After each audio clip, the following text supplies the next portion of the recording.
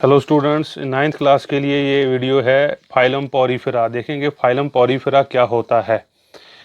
देखो, phylum Porifera ये invertebrates हैं जिनका बैकबोन नहीं होता है, जिनकी कमर की हड्डी नहीं होती है, उनको इन्वर्टिब्रेट्स कहते हैं। और इन इन्वर्टिब्रेट्स में हम पहला फाइलम पढ़ेंगे, फाइलम पॉरीफेरा। पॉरीफेरा का मतलब है पोर बियरिंग, जिनकी बॉडी में सुराख हों उनको बोलते हैं पॉरीफेरा। जैसे हमारी जाली होती है, जाली में छोटे छोटे बहुत सारे सुराख होते हैं, उनमें पोर्स होते हैं। ऐसे ही जो पॉरीफेरा होता है, इसकी बॉडी में बहुत सारे सुराख होते हैं, इसीलिए इनको पॉरीफेरा बोलते हैं। पॉरीफेरा जो नाम है ये रॉबर्ट ग्रांट ने दिया हुआ है। रॉबर्ट ग्रांट ने पॉरीफेरा नाम दिया हुआ है और इनको हम स्पॉन्ज का नाम भी देते हैं। पॉरीफेरा को हम स्पॉन्ज भी कहते हैं, स्पॉन्ज भी कहते हैं पॉरीफेरा को। ठीक है, पॉरीफेरा सारे के सारे एक्वेटिक हैं, ठीक है, पानी में रहने वाले हैं और ज़्यादातर ये समंदर के पानी में रहते हैं, साल्ट वाटर में रहते हैं। कुछ को छोड़ के, जैसे एक स्पॉन्ज है स्पॉन्जिला, स्पॉन्जिला एक एक्सेप्शन है इसकी। और कुछ स्पॉन्ज को छोड़ के ये मैक्सिमम जो स्पॉन्ज होते हैं हमारे, ये मैरिन वाटर में रहते हैं। जैसे हमने एग्जाम्पल दिया फ्रेश वाटर का, स्पॉन्जिला। ठीक है जी। स्पॉन्ज जो होते हैं ये डिप्लोब्लास्टिक एनिमल्स हैं। डिप्लोब्लास्टिक का मतलब है इनकी बॉडी दो जर्म लेयर की बनी होती है, एक है एक्टोडर्म, एक है एंडोडर्म। एक्टोडर्म जो है ये आउटर होती है, एंडोडर्म जो है वो अंदर वाली होती है। एक्टोडर्म को हम लिखेंगे आउटर, ये आउटर लेयर है, और एंडोडर्म जो है ये इनर लेयर होती है। ठीक है, इसीलिए इसको डिप्लोब्लास्टिक का नाम देते हैं। दो जर्म लेयर का जो एनिमल बनता है उसको डिप्लोब्लास्टिक बोलते हैं। अगर तीन जर्म लेयर का बनता तो ट्रिप्लोब्लास्टिक बोलते। इसमें मीजोडर्म एब्सेंट है स्पॉन्ज में, आगे जाके मीजोडर्म बहुत सारे फाइलम में प्रेजेंट भी है। जो बॉडी है ना उसकी कोई खास शेप नहीं होती है, शेप वैरी करती है। जैसे आधे सिलेंड्रिकल हैं, आधे कप शेप्ड हैं, आधे वैस लाइक हैं। इनकी कोई खास शक्ल शेप नहीं होती है और ये वैरी करती है फ्रॉम स्पीशीज टू स्पीशीज। ये जो पॉरीफेरा होते हैं ना, इनके बॉडी में के ऊपर न्यूमरस पोर्स होते हैं जिनको ओस्टिया कहा जाता है। ये न्यूमरस होते हैं ओस्टिया, यहाँ मैंने लिखा है ओस्टिया न्यूमरस। और ओसिक्यूलम भी एक सुराख होता है, सिंगल, बड़ा वाला सिंगल, मतलब कि ओस्टिया से पानी वगैरह अंदर आता है।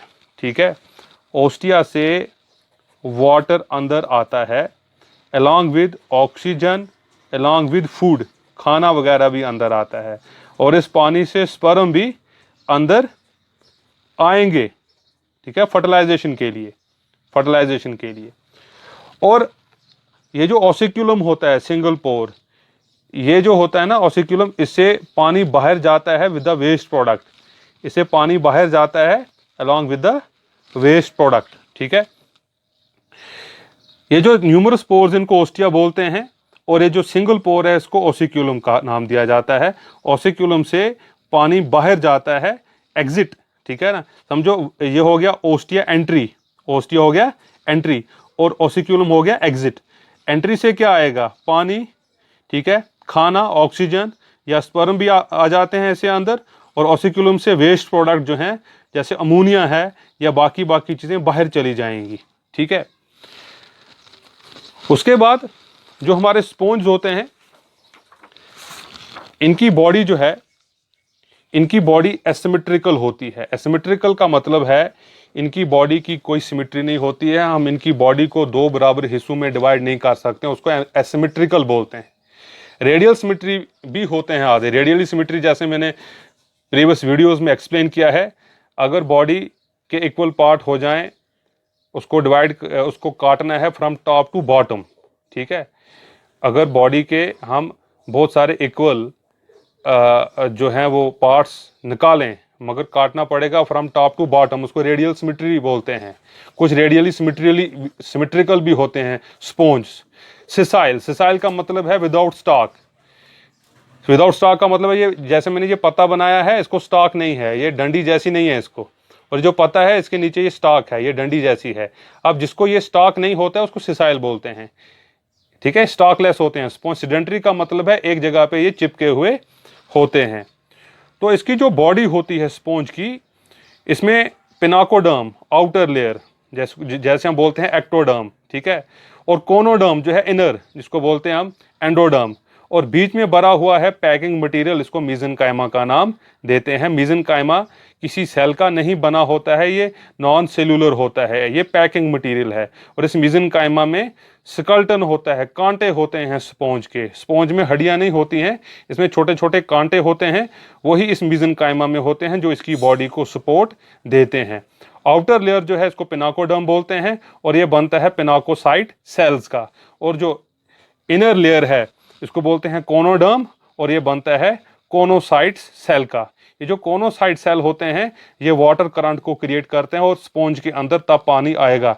देखो ये जो स्पॉन्ज है इसके अंदर पानी तब आएगा जब कोनोसाइट वाटर करंट क्रिएट करेंगे और पानी अंदर आएगा। और पिनाकोसाइट होते हैं छोटे छोटे सुराख जहां से पानी स्पॉन्ज के अंदर जाता है, जो कि ओस्टिया के पास लगे हुए होते हैं पिनाकोसाइट्स।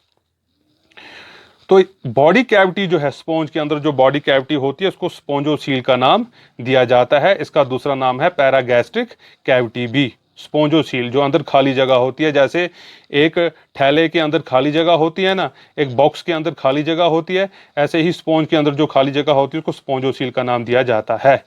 अगर हम लेवल ऑफ ऑर्गेनाइजेशन की बात करें, इसमें सेल्स होते हैं, टिश्यूज ऑर्गेनाइज नहीं हुए हैं, अभी टिश्यूज यहाँ पे नहीं बने हैं, इसमें खाली सेल होते हैं, ना ऑर्गन होता है, ना ऑर्गन सिस्टम होता है, ना टिश्यू होता है, इसलिए हमने लिखा सेलुलर ग्रेड ऑफ ऑर्गेनाइजेशन। और जो कैनल सिस्टम की बात करें, कैनल सिस्टम 3 प्रकार का होता है, इसमें एस्कोनॉइड, साइकोनॉइड और ल्यूकोनॉइड।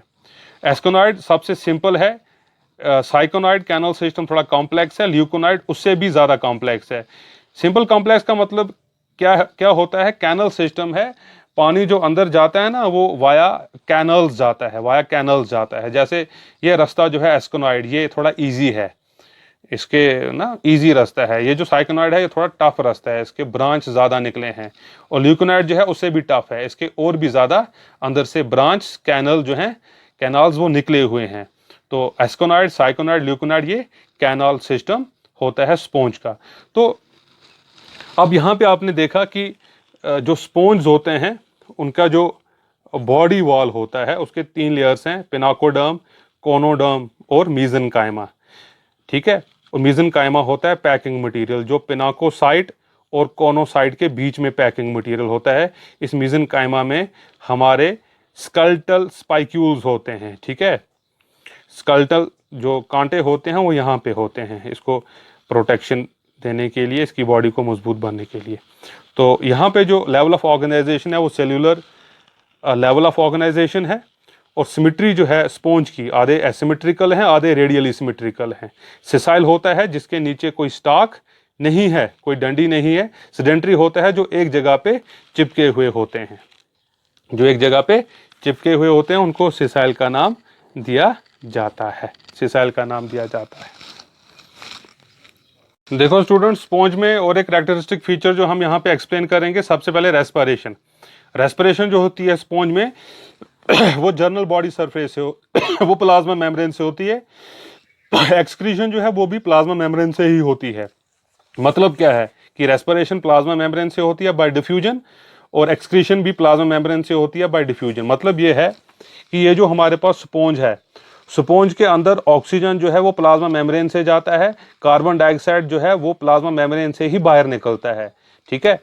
और इसको बोलते हैं रेस्पिरेशन, ऑक्सीजन अंदर, कार्बन डाइऑक्साइड बाहर, और वो प्लाज्मा मेम्ब्रेन से ही होता है। इसमें कोई ऑर्गन नहीं होते हैं रेस्पिरेटरी ऑर्गन्स। वेस्ट प्रोडक्ट जो होता है वो भी इसी प्लाज्मा मेम्ब्रेन से बाहर निकलता है, ठीक है। हम बोलते हैं कि जो एक्सक्रीशन होती है वो भी प्लाज्मा मेम्ब्रेन से होती है और रेस्पिरेशन भी प्लाज्मा मेम्ब्रेन से होती है, ठीक है जी। तो उसके बाद हमारे पास जो स्कल्टल है, स्कल्टन इसमें कैल्केरियस भी हो सकती है, सिलिशियस भी हो सकती है, और इसमें स्कल्टन स्पॉन्जिन फाइबर की भी होती है। कैल्केरियस का मतलब है कैल्शियम कार्बोनेट की स्कल्टन बनती है, सिलिशियस का मतलब है सिलिकॉन की, और स्पॉन्जिन फाइबर जो होते हैं ये सिल्क जैसा मटेरियल होता है, ये भी स्कल्टन बनाता है। ये जो स्कल्टन होती है ये मीजेनकाइमा में ये स्कल्टन होती है, और स्कल्टन इंटरनल है, मतलब एंडोस्कल्टन, बॉडी के अंदर हार्ड पार्ट्स हैं, कैलकेरियस, सेलिशियस और स्पॉन्जिन फाइबर, यहाँ पे स्कल्टन होती है। ये जो मीजनकाइमा आपने देखा, मीजनकाइमा, यहीं पे ये स्कल्टन होता है और बॉडी को सपोर्ट देता है। ठीक है जी। फिर अगर हम रिप्रोडक्शन की बात करें, ये सेक्सुअल रिप्रोडक्शन भी करते हैं और असेक्सुअल भी। सेक्सुअल रिप्रोडक्शन में आपको पता ही है कि स्पर्म पैदा होते हैं और एग पैदा होते हैं। ठीक है, स्पर्म एग मिलते हैं, जायगोट बनता है, फिर एक स्पीशीज बनेगा। सेक्सुअल रिप्रोडक्शन जो है वो बर्डिंग से होती है, जैसे हाइड्रा में बर्ड बनते हैं। जम्यूल भी बर्ड्स होते हैं, मगर इनको बोलते हैं इंटरनल बर्ड्स। जम्यूल को बोलते हैं इंटरनल बर्ड्स। ठीक है, और ये जो बर्डिंग होती है ये एक्सटर्नल बर्ड्स होते हैं जो बॉडी के बाहर हैं। जम्यूल बॉडी के अंदर ये बर्ड्स होते हैं। ठीक है, तो रिप्रोडक्शन सेक्सुअल भी है और असेक्सुअल भी है। और स्पॉन्ज में रिजनरेशन का पावर बड़ा होता है। अगर कोई बॉडी पार्ट स्पॉन्ज का टूट जाएगा और वो पूरा स्पॉन्ज बनाने के काबिल होता है। डेवलपमेंट की बात करें वो इनडायरेक्ट है। इनडायरेक्ट डेवलपमेंट का मतलब है इनमें लार्वल स्टेज प्रेजेंट है। लार्वल स्टेज प्रेजेंट है इनमें। जैसे मैं एग्जांपल दूंगा लार्वा की, एम्फीब्लास्टुला लार्वा जो है वो साइकॉन में होता है, साइकॉनिक स्पॉन्ज है। और पैरेनकाइम्यूला लार्वा जो है वो ल्यूकोसोलेनिया में होता है। ल्यूकोसोलेनिया एक स्पॉन्ज होता है, हमारे पास स्पॉन्ज होता है। तो सर्कुलेशन का काम करते हैं ना, जो हमारी बॉडी में ब्लड होता है वो सर्कुलेशन का काम करता है। और यहाँ पे वही काम करता है अम्यूबोसाइट्स। अम्यूबोसाइट्स वो सेल होते हैं जो खाने को सर्कुलेट करते हैं और पूरी बॉडी को खाना बांटते हैं। ठीक है जी। होपफुली आपने जो पॉरीफेरा है उसको समझा होगा, फाइलम पॉरीफेरा को आपने समझा होगा hopefully. Thank you so much.